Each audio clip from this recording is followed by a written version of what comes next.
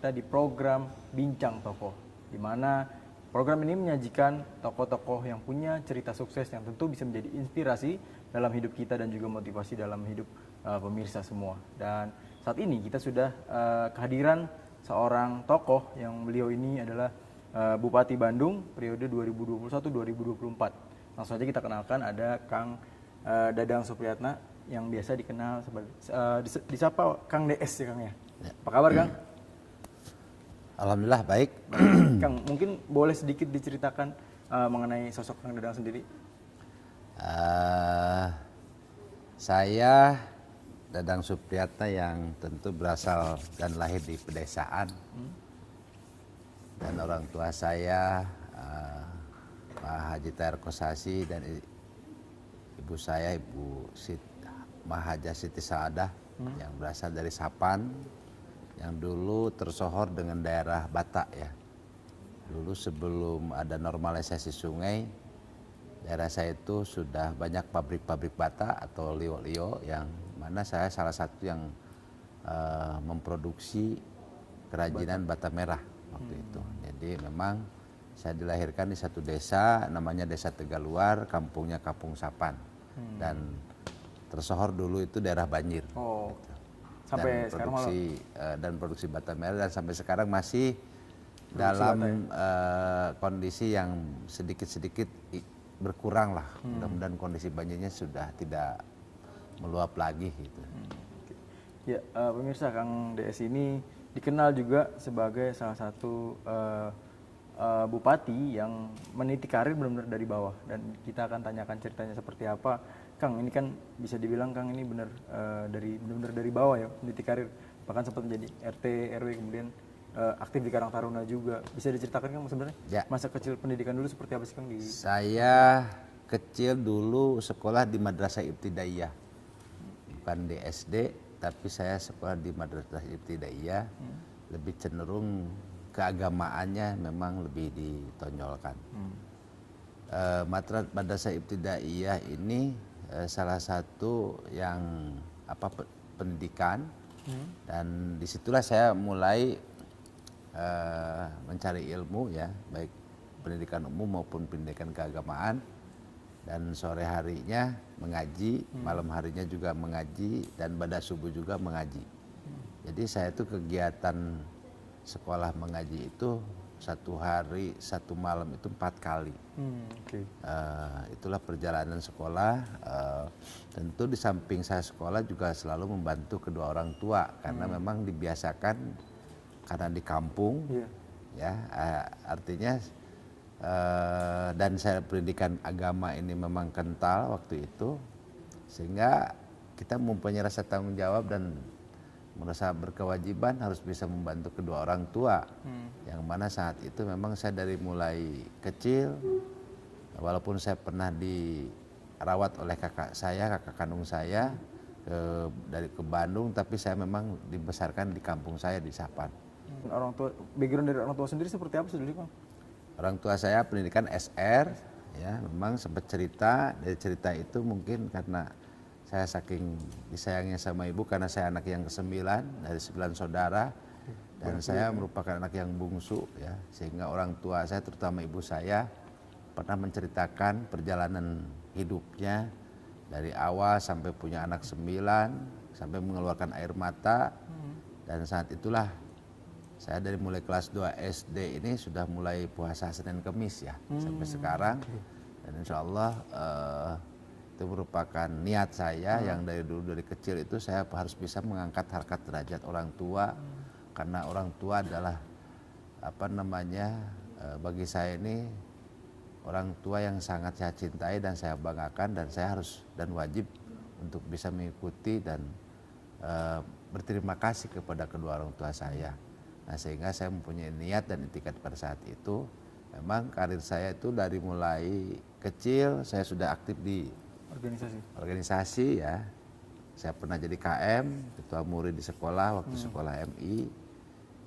Terus saya juga pernah mengalami jadi ketua RT, karena orang tua saya, bapak saya sebagai RT. Waktu itu kan saya sering gantiin dan sering bantu bapak saya.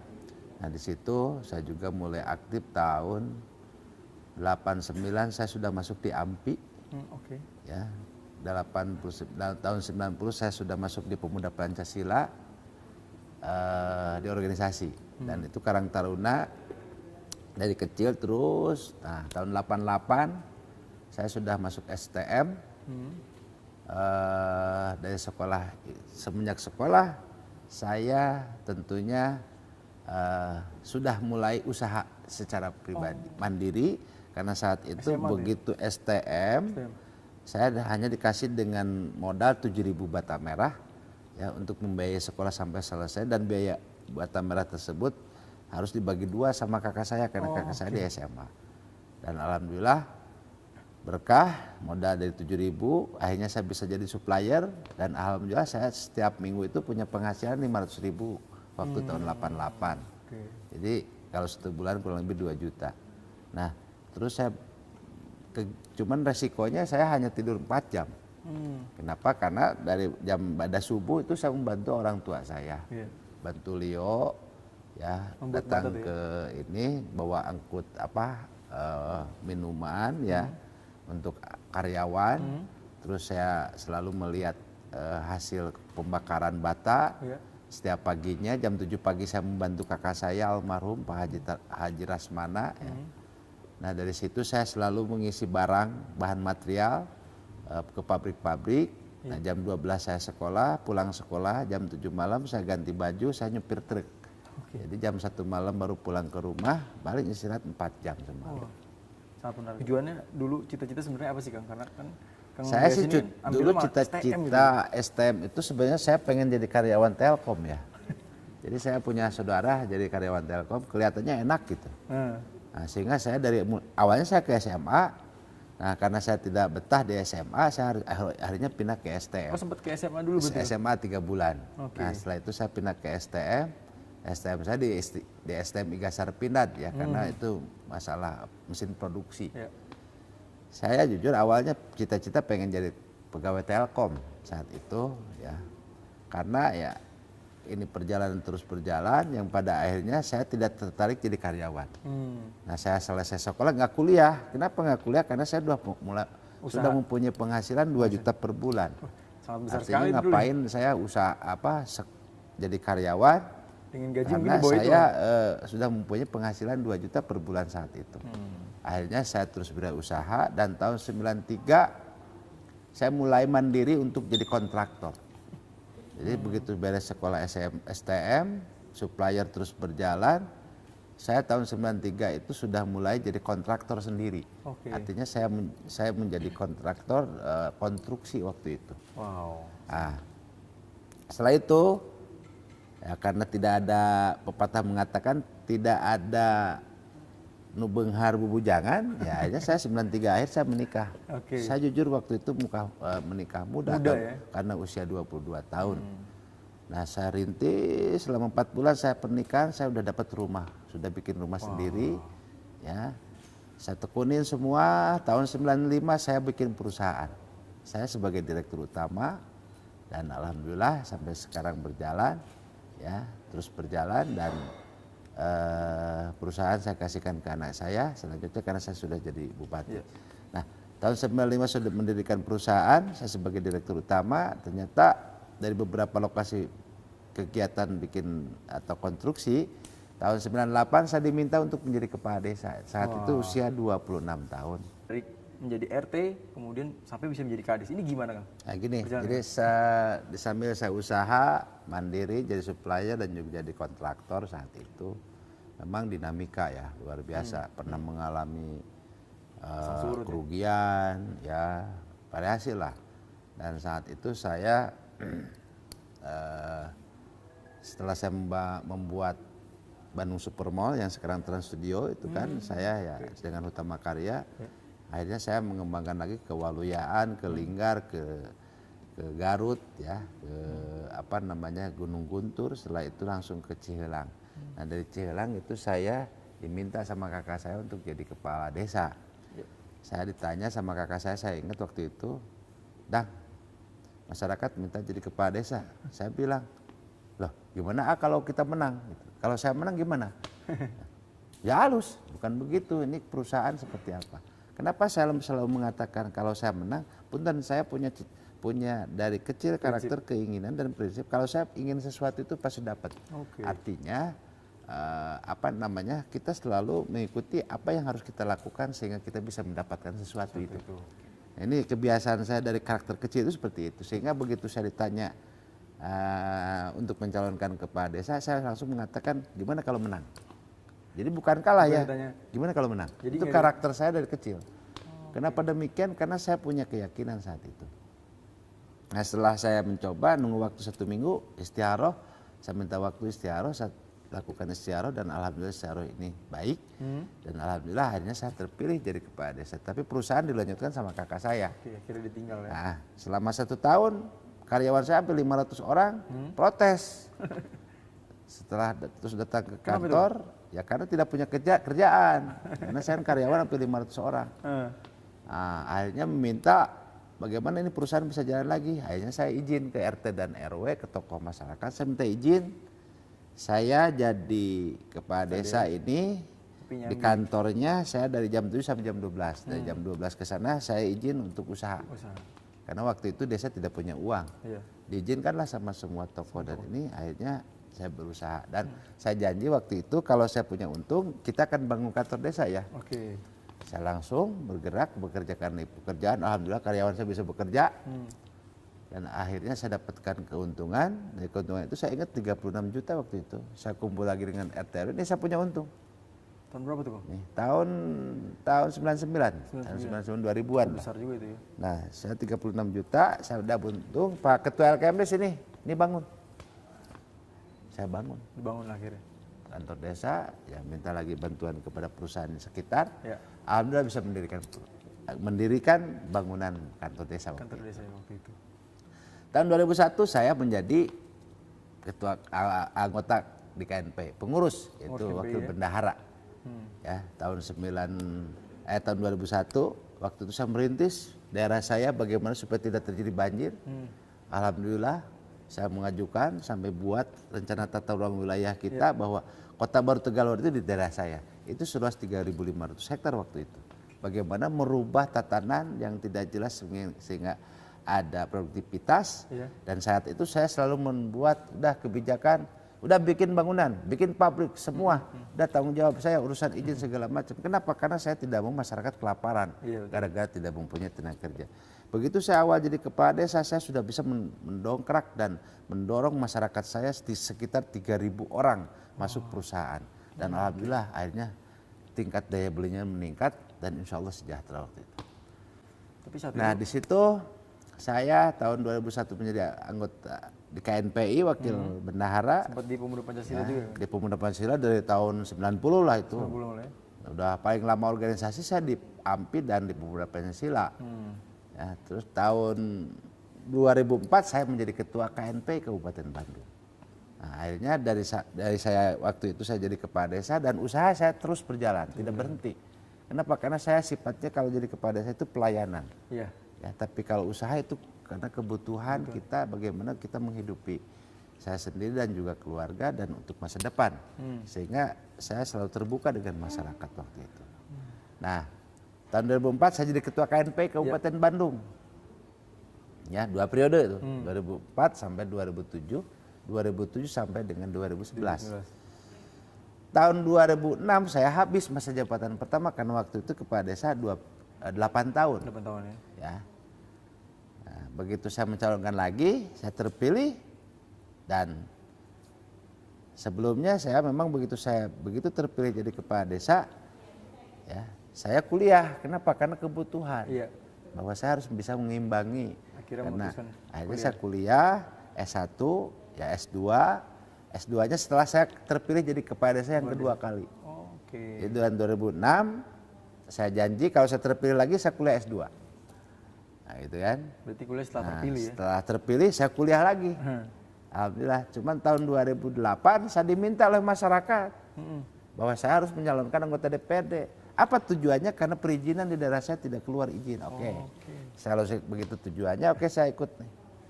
saya ikut pemilu legislatif, waktu itu cuti, dan alhamdulillah terpilih jadi anggota DPRD Kabupaten Bandung, walaupun masa jabatan 6 tahun, jadi anggota kepala desa, belum selesai itu saya akhirnya terpilih, saya berhenti.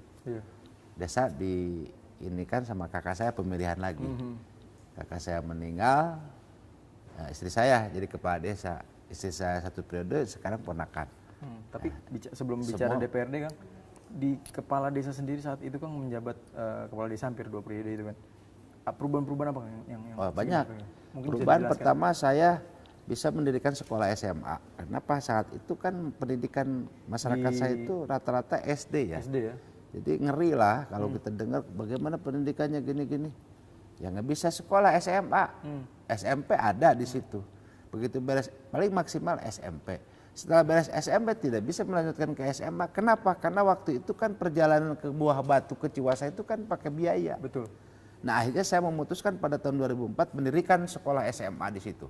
Pakai tanah carik. Saya bangun langsung. Alhamdulillah sekarang sudah 34 rombongan belajar dari tahun 2004. Akhirnya masyarakat saya tanpa biaya, pokoknya gratis lah. Suruh saya sekolah semua.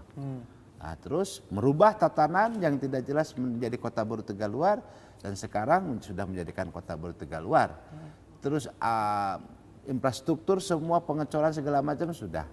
Dan yang paling didepankan waktu saya pertama jadi kepala desa adalah memberikan insentif untuk para guru ngaji itu pada waktu saya kepala desa awal. Jadi waktu itu saya hanya ngasih 50.000 ya. Tapi sekarang saya begitu saya niat, begitu jadi bupati saya akan memuliakan ulama, dan alhamdulillah sekarang 112 miliar per tahun. Itu sebenarnya keberangkatan dari Kades. Dari Kades dulu. Dari Kades dari kepala desa itu saya mempunyai niat. Ya memang saya paling pertama itu memberikan insentif kepada para ustadz. Kenapa? Saya cari berkahnya lah. Kan universitas justru ketika ada kebutuhan itu Kang. Nah ini seperti apa sih ceritanya Kang, dan kuliahnya di mana waktu itu Kang? Ya pertama begitu saya terpilih jadi kepala desa, karena masa seorang kepala desa ini masyarakatnya pendidikannya lebih tinggi kan tidak. Betul. Kita juga harus imbangi, sehingga saya kuliah S1. Begitu saya S2, karena saya nadar kalau saya terpilih lagi menjadi kepala desa yang kedua, maka saya harus kuliah S2. Dan alhamdulillah saya terpilih dan akhirnya saya kuliah. Itu S1 S2 di mana? Di Unla saya di Unla. Ya? Nah, setelah saya terpilih kuliah, sambil kuliah dan juga di situ baru diminta lagi oleh masyarakat dan kakak saya waktu itu bahwa saya harus jadi anggota DPRD. Kata saya, apa tugas saya untuk jadi anggota DPRD? Untuk meloloskan perizinan, karena daerah saya daerah berkembang industri tapi tidak punya izin. Akhirnya saya deal kalau begitu saya berangkat. Jabatan kepala desa? Saya jabatan kepala desa waktu itu saya cuti dulu kan. Saya ikut bertanding dalam pileg ya waktu itu di Partai Golkar. Ya karena saya kan memang pengurus Golkar juga. Dan kakak saya waktu itu ketua PK Golkar. Akhirnya saya mencalonkan. Terpilih, saya melawan incumbent waktu itu. Saya hanya dikasih nomor urut 3, ya nggak apa-apa, yang penting kita menang. Alhamdulillah saya terpilih menjadi anggota DPRD yang pertama 2009 sampai 2014. Ya, setelah itu saya meneruskan kuliah dan menyelesaikan kuliah itu tahun 2010 lah kalau nggak salah, yang S2-nya ya. Saya selesai, alhamdulillah. Setelah itu kan mendorong perizinan. Ya. Waktu itu istri saya sudah jadi kepala desa, saya dorong, dan 2011 dorong, alhamdulillah perizinan semua keluar. Ya, itu tugas saya sudah selesai sebenarnya. Setelah saya ngobrol lagi, bagaimana tugas saya selanjutnya, karena saya selalu bertanya kepada masyarakat, kenapa ya? Kan kita sebagai wakil daripada masyarakat yang harus kita menyuarakan apa yang diinginkan oleh masyarakat. Dan akhirnya periode kedua saya gak susah, bahkan suara saya hampir 100% naik. Ya, jadi artinya yang periode kedua ya punten, ya tinggal kita mengikuti aja karena kita selalu transparan lah dengan masyarakat dari dulu. Seperti itu. Alhamdulillah saya terpilih lagi yang kedua ya tahun 2014 sampai 2019. Tuh ceritanya yang anggota DPRD Kabupaten Bandung. Nah, tetapi saya kegiatan usaha tidak berhenti. Saya lakukan terus. Kenapa? Karena saya meyakini bahwa urusan legislatif atau urusan eksekutif itu sifatnya hanya pelayan. Ya. bukan untuk mencari keuntungan pribadi, tetapi tetap kita harus ada penghasilan di situ, yaitu kegiatan usaha sehingga perusahaan terus berjalan. Nah, waktu itu saya mencoba dan meminta, ini juga diminta karena waktu itu dapilnya ganti-ganti, dapil 3 ini pindah ke sini, ke sini, sampai 5 kali ganti itu dapil. Saudara saya, kakak saya, Bang Romi merasa kesal waktu itu. Ya udah kalau begitu nyalon provinsi. Wow. Kenapa? Karena kalau saya kan kalau dapil ini pindah-pindah, setiap dapil pindah-pindah saya selalu bikin tim gitu kan. Kenapa? Karena satu organisasi dalam teori politik ini gini, kalau kita mau melakukan sesuatu hal, ya kita dalam waktu sistem, ada struktur, ada fungsi. Tidak akan berfungsi sistem ini kalau tidak mempunyai struktur. Apapun cita-cita kita tanpa struktur tidak akan berjalan. Itu saya meyakini. Kenapa? Karena saya di bidang politik. Kuliah S1, S2 saya di bidang politik. Sehingga gelar saya sarjana ilmu politik, Magister of Science. Nah, setelah itu saya mencoba untuk ke provinsi. Saat ditawarkan kembali menjawab kalau saya menang, gimana nih? Saya selalu optimis. Saya dari awal selalu optimis dan saya udah hitung. Kalau saya ke provinsi, saya harus menang. Dan alhamdulillah terpilih. Tantangannya apa, Bang? Banyak tantangannya di internal, di eksternal, luar biasa lah. Tapi alhamdulillah terpilih. Akhirnya setelah begitu, ya sudah terpilih, saya semakin bisa mengembangkan apa yang menjadikan harapan dan keinginan dari masyarakat, tentunya bukan hanya di Kabupaten Bandung saja, tetapi bisa setingkat provinsi, tetapi kita fokus bagaimana untuk bisa lebih meningkatkan kesejahteraan untuk masyarakat asal saya dapil berangkat waktu itu. Nah, itu mungkin perjalanan anggota DPRD, jadi 2 periode di anggota DPRD Kabupaten, ya, dan baru 1 tahun di provinsi. Nah, saya sebenarnya waktu itu dipanggil ya sama Bupati yang dulu, yang sebelumnya menanyakan kepada saya, karena saya selalu ingat bahwa ada amanat dari almarhum kakak saya bahwa saya harus mencalonkan bupati. Ya, itu aja yang saya laksanakan dan saya pegang, saya jalani semua dan akhirnya saya menjadi bupati. Berorganisasi dan kemudian aktif di partai. Ini sebenarnya awal mula aktif di Partai Golkar itu seperti apa? Karena kan terakhir justru Kang Daes dikenal menang melalui Partai PKB, Kang ya. Itu gimana ceritanya, Kang? Dan akhirnya sampai beralih gitu. Jadi gini ya, kita membangun partai ini ya kadang-kadang orang tidak melihat partai, tapi partai bagian daripada yang harus kita perhitungkan. Karena partai itu sesuatu kendaraan bagi saya. Jadi bagaimana kita berpijak dalam waktu itu, pada saat itu, maka kita harus bisa membesarkan partai yang mengusung waktu itu, mengusung saya. Saya besarkan partainya. Ya, dan alhamdulillah kita besarkan. Dan akhirnya partai Golkar waktu saya, ya punten, akhirnya menjadi pemenang, gitu kan.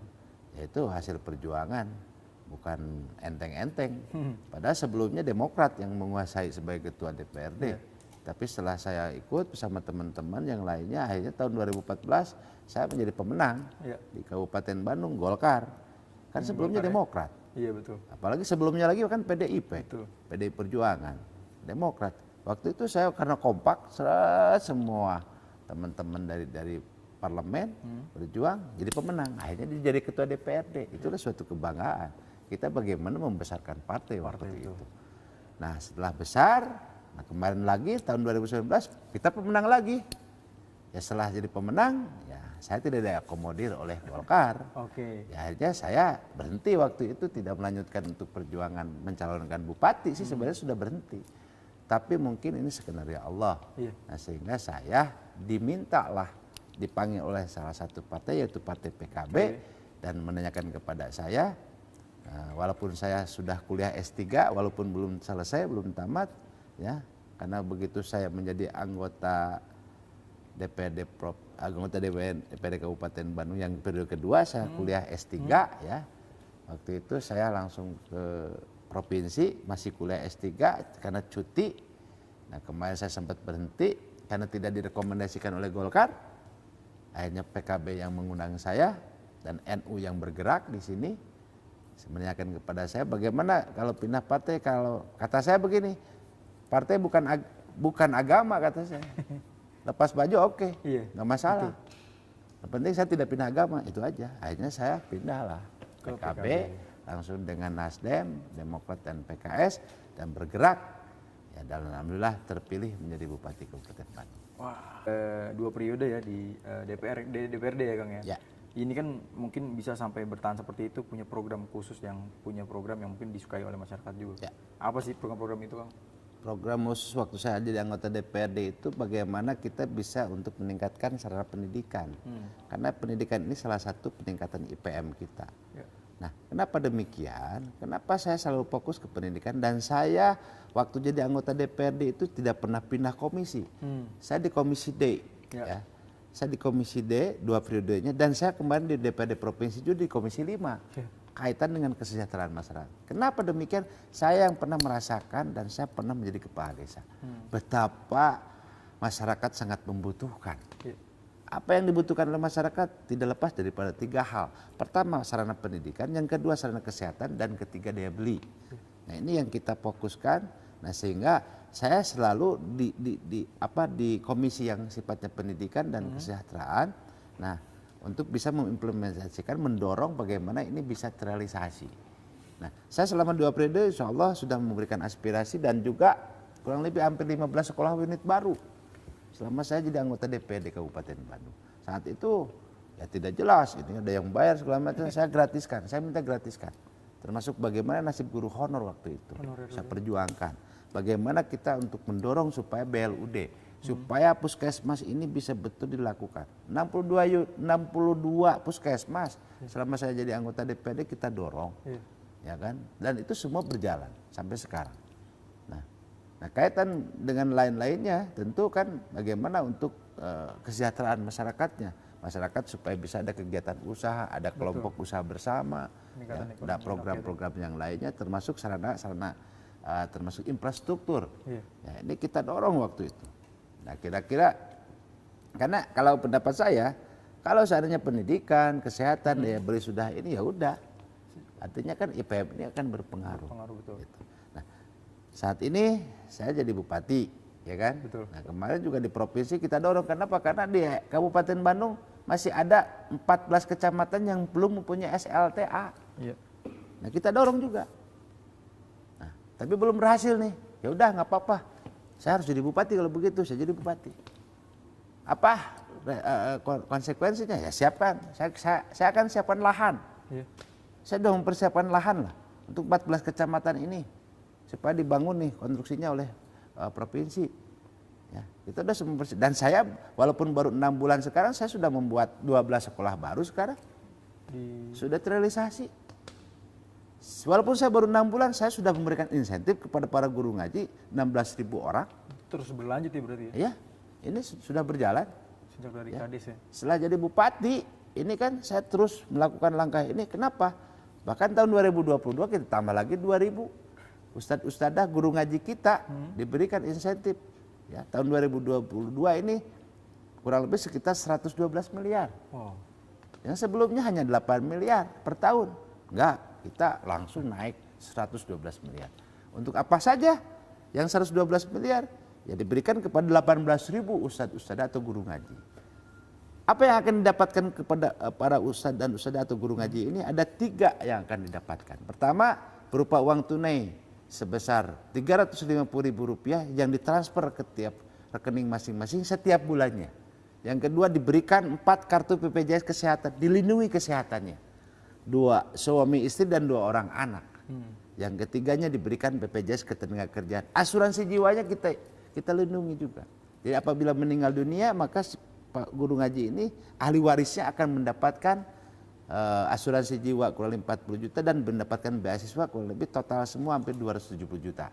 Ini diberikan kepada para ustadz dan ustadzah yang saat ini saya minta untuk fokus mengajar ngaji kepada masyarakat Kabupaten Bandung. Jadi kita ada 3 muatan lokal dari mulai 2001-2022 tahun ajaran 2021-2022 yaitu pertama anak-anak mulai siswa TK, SD, SMP itu diwajibkan ya untuk mempelajari pendidikan karakter Pancasila karena saat ini hampir hampir karakter ini hilang. Hampir hilang. Ya. Ada sebagai seorang anak sama orang tuanya ya berantem, bahkan pun ada yang membunuh. Auzubillahi min dzalik. Ini kondisi zaman now seperti itu. Iya. Ya, makanya kita buatkan pendidikan karakter Pancasila. Bagaimana kita anak-anak memahami tentang karakter dan memahami tentang butir-butir Pancasila. Karena pada hakikatnya pendapat saya, butir-butir Pancasila dan dalaman Pancasila itu tidak lepas daripada isi kandungan Al-Quran. Ya. Yang kedua, saya diwajibkan untuk anak TK, SD, SMP ini untuk mempelajari pendidikan bahasa Sunda dan memahami budaya-budaya Sunda. Dan yang ketiga, diwajibkan anak-anak yang sekolah TK, SD, SMP ini adalah untuk mengaji dan menghafal Al-Quran. Wow. Nah, kenapa demikian? Karena berdasarkan survei Kabupaten Bandung mayoritas agama Islam hanya baru 18% yang paham dan bisa membaca Al-Quran. Ini sangat ngeri. Nah, sehingga kita dengan Ustadz datang ke sekolah mengaji, ini salah satu solusi. Oke. Itu. Kang, ini ketika menjadi bupati yang paling saya ingat adalah pidato pertama Kang DS adalah tidak ada lagi istilah Bandung Coret untuk Kabupaten Bandung. Ini gimana Kang? Apa sih sebenarnya kenapa itu Bandung Coret itu bisa dijelaskan dan realisasi seperti apa? Ya begini, ya saya selalu menyadari lah. Kalau kita di kota Bandung, ya, pas mau masuk ke Kabupaten Bandung ini, dalam hal konteks infrastruktur aja sudah terasa. Beda ya Kang? Beda jalannya juga. Betul. Misalkan ini lemes datang ke Kabupaten Bandung, jelek, ini berarti Kabupaten Bandung. Nah, Bandung Coret di sini kan memang itu kan istilah yang sifatnya ada tetapi tidak ada gitu dalam hal ini. Lebih paham dan lebih tahu kota Bandung dibandingkan dengan Bandung, padahal sama Bandung. Betul. Nah, padahal di Bandung ini banyak beberapa potensi. Nah, sehingga kita bagaimana merubah mindset ini di publik. Nah, ini fungsi kita untuk bagaimana bisa mendorong.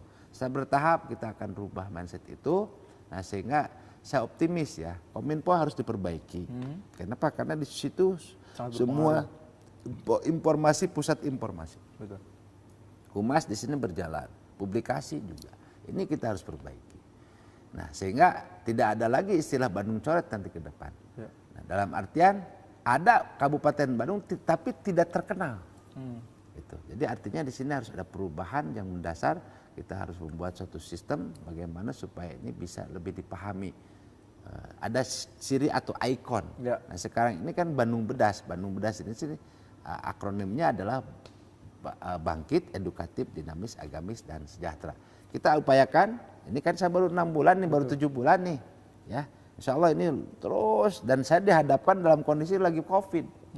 Ya, begitu saya dilantik tanggal 26 April kemarin, ya, saya diuji bagaimana untuk bisa menyelesaikan masalah COVID. Waktu itu saya ingat ya, pertumbuhan ekonomi Kabupaten Bandung waktu itu minus 1,87%. Dan alhamdulillah baru 6 bulan, 7 bulan sekarang, ya, pertumbuhan ekonomi Kabupaten Bandung sudah meningkat, sudah 6%.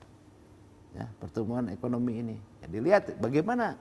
Nah, nanti ada beberapa program intervensi anggaran APBD kita untuk bisa mendorong bagaimana untuk percepatan perekonomian dan pertumbuhan ekonomian sehingga PDRB juga meningkat yang pada akhirnya nanti akan berdampak secara multiplier effect secara ekonomi mikro yang akhirnya daya beli kita meningkat. Jadi ada 3 hal yang kita fokuskan di sini bagaimana untuk bisa meningkatkan pelayanan kesehatan, pendidikan dan juga daya beli. Ini Kang Des juga dikenal sebagai penasihat Viking, betul nggak? Ya. Nah, ini dan cinta sepak bola juga. Ya. Kebetulan di wilayah sini juga punya stadion yang mungkin sudah dipakai untuk Asian Games, bahkan event-event internasional Kang ya. Kang, melihat potensi olahraga juga seperti apa? Kalau saya bola di usia 15 tahun ya, kita sudah dengan Kang Robi Darwis dari dulu ya, Adjat Sudrajat.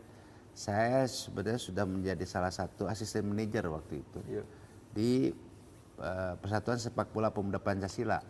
Saya itu waktu itu ada turnamen yang dilaksanakan oleh Brimob. Ya, saya selalu aktif dan saya salah satu manajer Persatuan Sepak Bola salah satu perusahaan saya. Saya sampai ke Kerawang waktu itu dan waktu itu saya masih kepala desa. Nah, sekarang begitu saya jadi bupati langsung kita rubah manajemen. Ya, Persikap kita dorong swastanisasi dan sudah mempunyai PT-nya adalah Persikap Bandung Bedas, PBB. PBB juga ya. Insya Allah kita punya targetan Persikap kita tahapan sekarang naik ke Liga 2 dulu. Tahun depan Persikap menjadi Liga 1 dan insya Allah Liga Utama. Itu karena kita sepakat bagaimana kita bisa karena saya selaku pembina di Piking juga, di sini juga ada Bobotoh ya, kita kolaborasi yang akhirnya kita sama-sama senang bola dan pencinta bola. Kabupaten Bandung, Kota Bandung kita berkolaborasi yang padanya kita menjadi penyemangat dan senang bola, dan insya Allah bola di Persikap Kabupaten Bandung ini kan lebih meningkat lagi nanti ke depan. Yang banyak sedang berjalan dan ke kita depan. kan ada visi setiap pilkada, pasti setelah selesai pilkada itu ada visi misi. Betul. Kita berbicara visi. Visi kita Kabupaten Bandung saat ini adalah terwujudnya masyarakat Kabupaten Bandung yang bangkit, edukatif, dinamis, agamis, dan sejahtera. Tentu saya di sini ada 5 misi. Ya, misi yang pertama adalah membangkitkan daya saing daerah. Yang kedua, menyediakan layanan pendidikan dan kesehatan yang berkualitas dan merata. Dan yang ketiga, mengoptimalkan pembangunan daerah berbasis partisipasi masyarakat yang menjunjung tinggi kreativitas dan dalam bingkai kearifan lokal dan berwawasan lingkungan. Dan yang keempat, mengoptimalkan tata kelola pemerintahan melalui birokrasi yang profesional dan tata kehidupan masyarakat yang berdasarkan nilai-nilai keagamaan. Dan yang kelima, meningkatkan kesejahteraan masyarakat dengan prinsip keadilan dan keberpihakan pada kelompok masyarakat lemah. Nah, kita sudah lakukan beberapa konsep pembangunan. Konsep pembangunan kita adalah konsep pentahelik. Ya. Pentahelik di sini adalah berdasarkan Undang-Undang Nomor 23 Tahun 2014 tentang pemerintahan daerah telah menegaskan bahwa kerjasama daerah dilaksanakan untuk meningkatkan kesejahteraan masyarakat. Selama untuk kesejahteraan masyarakat ini lebih bagus dilaksanakan dengan pola pentahelik. Yang mana kalau pentahelik adalah kekuatan pembangunan suatu negara atau wilayah perlu didukung oleh semua elemen yang ada. Tidak bisa percepatan pembangunan hanya dilakukan secara satu pihak. Maka hadir konsep pembangunan pentahelik di mana unsur pemerintah, masyarakat atau komunitas, akademisi, pengusaha dan juga media bersatu membangun kebersamaan dalam pembangunan. Nah, kita udah contoh, kita udah coba. Kita sudah membuktikan bahwa dengan konsep pentahelik ini sepanjang 12 kilo tanpa APBD selesai. Yaitu adanya normalisasi sungai Cicalengka, Rancaikek, Solokan Jeruk yang biasanya daerah tersebut kalau 2 hari 2 malam ini hujan pasti besoknya banjir. Sekarang hampir 2 minggu bahkan 3 minggu setiap hari setiap malam hujan tidak ada banjir. Itu bukti bahwa ada langkah terobosan yang sudah dilakukan. Ada program prioritas yang akan kita lakukan dan rencana aksi, ada 3 program prioritas rencana aksi. Yang pertama bahwa kita akan memberikan insentif kepada para guru ngaji. Yang kedua kita akan memberikan perhatian kepada para petani. Dan yang ketiga bagaimana kita memberikan peningkatan perekonomian masyarakat. Dengan adanya kondisi saat ini masih menyebarnya masih berkeliarnya Bang Emok di Kabupaten Bandung. Nah, program-program ini tentu tadi kaitannya dengan 3 indikator. Yang pertama bagaimana untuk bisa meningkatkan kesehatan, pelayanan kesehatan, yang kedua pendidikan, dan yang ketiga daya beli. Ini semua konsep bertujuannya bagaimana untuk meningkatkan IPM. IPM kita tahun 2020 di 72,60 poin. Ini bagaimana supaya bisa meningkat. Karena starting sesungguhnya kepala daerah itu dilihat daripada berapa IPM sebelum menjabat, berapa setelah menjabat, apakah ada peningkatan IPM atau tidak, di situ tolak ukurnya keberhasilan kepemimpinan dilihat daripada peningkatan IPM. Nah, bagaimana untuk bisa melakukan terobosan, bagaimana bisa meningkatkan IPM? Tentu saya pertama akan mendirikan 5 buah rumah sakit karena pelayanan kesehatan itu merupakan hak-hak dasar masyarakat. Dan yang kedua kita akan mendirikan sarana prasarana pendidikan, dan yang ketiga kita akan memberikan bagaimana peningkatan daya beli itu meningkat. Dari mana kita akan melakukan langkah seperti itu? Ya harus kita ada langsung intervensi anggaran APBD. Kita akan menganggarkan 60 juta per RW. 60 juta per RW kali 4.265 RW artinya hampir 260 miliar. Ini uang untuk peningkatan modal usaha tanpa bunga. Ya. Tanpa bunga. Kita berikan bantuan modal usaha tapi wayahnya tiap bulan diberikan, ya kan? dibayarkan melalui mana Bank BJB dan BPR Kertara Harja. Iya. Nah, dari mana itu bayar bunganya? Dari APBD kita subsidi ke masyarakat, tidak dibebankan, tetapi tolong kembalikan uangnya setiap bulan atau modalnya. Nah, kalau ini disiplin secara teori ekonomi mikro, kalau modal 260 miliar ini diputarkan dalam waktu 1 tahun, ini bisa mencapai 2,6 triliun. Wow. Nah, kenapa demikian? Ya, kita hitung saja. Kalau di suatu desa ada modal 1 miliar, di situ ada produksi, ada ekonomi kreatifnya, ada aktivitasnya. Di situ berapa mengurangi angka pengangguran, berapa datangnya para pengusaha baru. Nah, setelah itu awal sudah berjalan, kalau untuk kur segala macam gampang, tapi starting ini yang kita susah. Yang susah ya. Nah, kur kita ada dari BJB, dari BNI, dari BR, dari bank negeri, BUMN semua sudah ada. Nah, tapi startingnya ini susah. Betul. Nah, kita dorong bagaimana tadi sudah pendidikan sudah, kesehatan sudah, kita dorong daya beli. Infrastruktur juga kepentingan karena dalam rangka mempercepat perekonomian itu kan itu infrastruktur. Dan yang paling penting tidak ada kalah pentingnya adalah bagaimana mempermudah proses perizinan. Yang mana ini salah satu indikator bagaimana untuk bisa mengurangi angka pengangguran. Iya. Ya, sehingga daya beli terus meningkat, ya, pengangguran berkurang dan alhamdulillah ujung-ujungnya sehingga masyarakat bisa lebih sejahtera. Wah, menarik sekali pemirsa ya, program yang sedang dijalankan oleh Pak Bupati sendiri. Dan Pak, ini mungkin ada yang ingin disampaikan untuk pemirsa wilayah Jawa Barat yang pesan ataupun pesan yang ingin disampaikan untuk pemirsa. Saya pesan pada semuanya, pertama, kalau kita punya big dream, kita mempunyai mimpi yang besar, maka mimpi ini harus diikuti dengan nilai-nilai keagamaan yang tentunya lebih mumpuni. Keimanan kita ini lebih ditingkatkan.